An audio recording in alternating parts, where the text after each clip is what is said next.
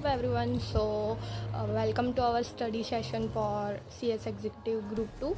So in this video I will share some study strategies for Group 2 exams. So first of all पहले तो मैं एक overview दे देती हूँ कि कैसे आपको किस टाइप का आपका शेड्यूल होना चाहिए, क्या स्ट्रेटजीज आपको अप्लाई करना चाहिए जिससे आपका ग्रुप 2 इफ़ेक्टिव तरीके से निकल जाए।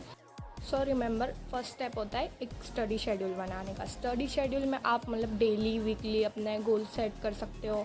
देन मतलब इम्पॉर्टेंट चैप्टर्स को प्रायोरिटी दो, मतलब जो इम्पॉर्टेंट चैप्टर्स है पहले उन्हें कंप्लीट करो, देन दूसरे चैप्टर्स को टाइम दो। बट याद रखना टाइम सभी को देना है, क्योंकि आईसीआई कुछ भी दे सकती है एग्ज़ाम में। क्योंकि मेरे साथ ऐसा हुआ है, क्योंकि मैंने सोचा था ये 1-2 चैप्टर तो आते नहीं और वही क्वेश्चन मुझे मतलब 5-5 मार्क्स के 2 क्वेश्चन देखने मिले थे एग्ज़ाम में। तो आप ये मिस्टेक मत करना प्लीज़, बिल्कुल भी।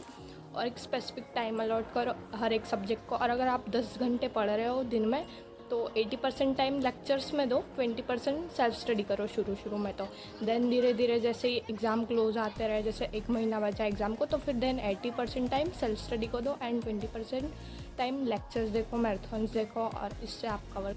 Then step 2 understand the syllabus, मतलब गो थ्रू करो आईसीएसआई का मटेरियल। देन उनमें से मतलब अभी से मार्क करके रखो कि आपको कौन से इंपॉर्टेंट चैप्टर्स पहले करना है, एग्ज़ाम के एक दिन पहले भी कौन से चैप्टर्स करना है उसको अभी से मार्क करके रखो, ताकि बाद में आपको बर्डन फील ना हो कि मतलब शुरू कहाँ से करना है। सो मेन प्रॉब्लम तो यही होती है बच्चों की कि उन्हें यही नहीं पता चलता कि शुरू कहाँ से करना है। सो अभी से मार्क करके रखो कि ये चैप्टर सबसे इम्पॉर्टेंट है, उस टॉपिक को मार्क करके रखो, अच्छे से उसको रीड करो, कॉन्सेप्ट्स क्लियर रखो।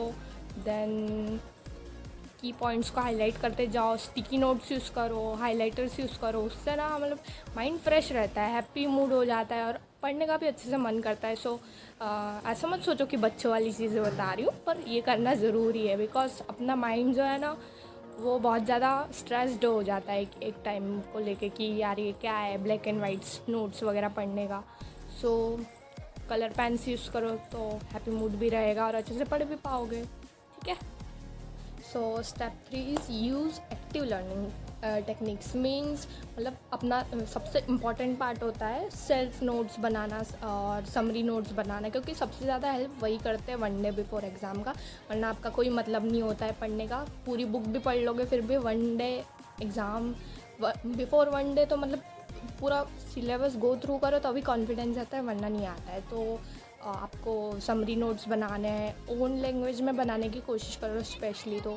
और चार्ट्स बनाओ, और जैसे ही मतलब आपका चैप्टर ख़त्म हो गया है तो उसको ना एक बार बिना देखे टॉपिक्स को रिकॉल करने की कोशिश करो, याद करने की कोशिश करो। लिखो मत भले ही, पर याद करने की कोशिश तो करो कि आपने उसमें से क्या पढ़ा, कॉन्सेप्ट से आपने क्या सीखा। मतलब रटने की कोशिश तो बिल्कुल मत करना, क्योंकि पता ही है सीएस एक प्रोफेशनल कोर्स है, तो रटने की कोशिश तो बिल्कुल होनी ही नहीं चाहिए, क्योंकि कॉन्सेप्ट्स तो अच्छे से आना ही चाहिए। सो जैसे ही आपका चैप्टर हो रहा है तो चैप्टर वाइज टेस्ट भी ज़रूर दो, लिख के देखो, लिख के याद करो, स्कैनर्स और पीवाईक्यू भी गो थ्रू करो।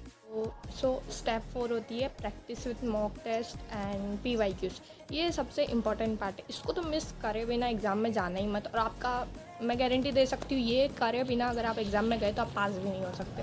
सो फोकस करो मॉक टेस्ट पे। एक अच्छी सीरीज़ ले लो, मतलब किसी अच्छी कोचिंग क्लासेस की या किसी की टेस्ट सीरीज़ ले लो, मॉक टेस्ट देखो, स्कैनर्स और पीवाईक्यू हर एक चैप्टर के बाद गो थ्रू करो। मतलब जैसे ही आपका एक चैप्टर कंप्लीट हुआ है तो पीवाईक्यू उठा लो, डायरेक्ट अपना पेपर उठा लो पास्ट ईयर का, और उसमें से गो थ्रू करो कि इस टॉपिक में से क्या क्या इंपॉर्टेंट है और क्या क्या क्वेश्चंस आए। क्योंकि ये चीज़ नहीं करोगे तो आपको समझ ही नहीं आएगा ना कि पढ़ना क्या है, स्टार्ट क्या करना है। और फिर जैसे आप टेस्ट भी देते हो तो आपको समझ आता है कि आपका वीक टॉपिक कौन सा है, किस में इम्प्रूव करने की ज़रूरत है, कौन सा चैप्टर आपका वीक है। अपनी वीकनेस को इम्प्रूव करो और अच्छे से टेस्ट वगैरह दो। सो स्टेप 5 होता है रिव्यू एंड रिवाइज रेगुलरली। मतलब रिवीजन किए बिना तो मतलब कोई बंदा एग्ज़ाम पास कर ही नहीं सकता है। रिवीजन इज़ मस्ट यार, मतलब कुछ भी अगर तुम डेली पढ़ रहे हो उसको रिवाइज़ नहीं किया तो मतलब ऑब्वियसली 2-3 दिन बाद तो आप भूल ही जाओ। तो रेगुलरली रिवीजन करने से ना एक कॉन्फिडेंस आता है कि हाँ हमें आता है, हम जो डेली पढ़ रहे हैं उसको डेली रिवाइज भी कर रहे हैं और मतलब ऐसा होता है कि 1-2 महीने बाद ना आप मतलब आपके अंदर बहुत कॉन्फिडेंस आ जाता है कि जो चीज़ मैं रोज़ पढ़ता हूँ उसको रोज़ रिवीजन भी करता हूँ तो उसको भूलने का सवाल तो उठता ही नहीं है। सो कॉन्फिडेंस तो रिवीजन से ही आता है और मतलब कम से कम आपको 2-3 रिवीजन तो एग्ज़ाम से पहले करने ही पड़ेंगे। तो उसके लिए रेगुलर रिवीजन तो मस्ट होता है। और रेगुलर रिवीजन के साथ साथ ना मतलब वीक में एक दिन मतलब इट मीन्स आपने 6-7 दिन पढ़ा देन संडे आ गया तो संडे को ऐसा टाइम दो कि आपने जितना भी पूरे हफ्ते पढ़ा है उसको एक बार रिवाइज़ कर लो संडे को। मतलब ज़्यादा टाइम नहीं लगेगा, आप डेली रिवीजन करोगे तो ज़्यादा से ज़्यादा 1-2 घंटा लगेगा पूरे हफ्ते का रिवीजन करने में। तो जो भी पूरा हफ्ता पढ़ा है उसको संडे को मतलब 1-2 घंटा दे के पूरा पढ़ लो ताकि मतलब रिटेन हो जाए ना मतलब। सो एट द एंड मैं आपको टिप्स देती हूँ कि CMSL, ECIPL और टैक्स लॉस आपको कैसे पढ़ना है। सो CMSL में कोई फंडा नहीं है, प्रोविजंस है, डायरेक्ट क्वेश्चंस आते हैं, केस स्टडी भी आता है पर मेन ज़्यादातर उसमें डायरेक्ट क्वेश्चंस का ही रहता है। सो आई थिंक CMSL बहुत इंटरेस्टिंग है। सो आप आराम से पास हो सकते हो। सो समरी नोट्स बनाओ, उसी को पढ़ो एंड आप CMSL पढ़ रहे हो तो एक चीज़ का खास ध्यान रखना, एक बार तो मॉड्यूल रीड करना बनता है क्योंकि ICSI ने स्टडी मटेरियल प्रोवाइड किया है तो एक बार तो उसको रीड करना बनता ही है क्योंकि उसी से कॉन्फिडेंस भी आता है। देन कुछ छूट जाता है तो वो उससे रिवाइज़ भी हो जाता है मॉड्यूल से क्योंकि फुल डिटेल्स कवर होती है उसमें।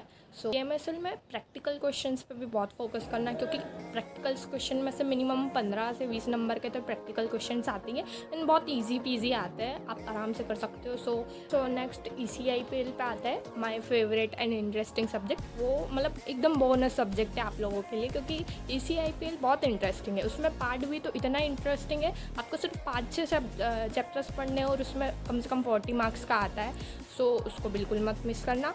सो एट द एंड आते हैं टैक्स लॉस पे, सबसे ज़्यादा toughest subject for every student.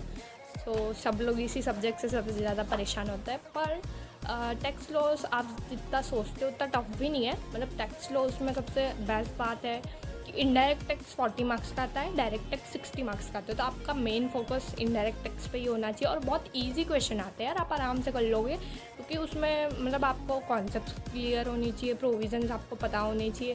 Provisions एक बार माइंड में फिट हो गए, कॉन्सेप्ट क्लियर हो गया, देन आप इजीली पास कर लोगे ना। और अगर आपको डायरेक्ट टैक्स में प्रॉब्लम होती है तो पहले छोटे चैप्टर्स उठाओ क्योंकि डायरेक्ट टैक्स में मैंने देखा है और ख़ुद भी पढ़ा है कि छोटे चैप्टर्स में से भी अच्छे खासे मार्क्स के क्वेश्चंस आते हैं। अगर आप मिनिमम अगर 60 में से 30-40 भी मार्क्स अगर अचीव कर सकते हो डायरेक्ट टैक्स में तो इनडायरेक्ट टैक्स से तो आपको मिल ही जाएंगे। और क्वेश्चन सॉल्विंग मस्ट है, क्वेश्चन सॉल्विंग के बिना अगर गए आप तो आप पेपर में ब्लैंक हो जाओगे, कुछ लिख भी नहीं पाओगे। इन कंक्लूज़न मैं देती हूँ कि स्टे कंसिस्टेंट, डिसिप्लिन रहो, अच्छे से सॉल्व करो क्वेश्चंस।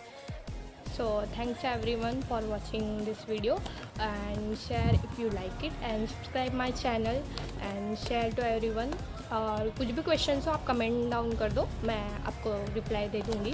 और thank you everyone, bye bye, see या।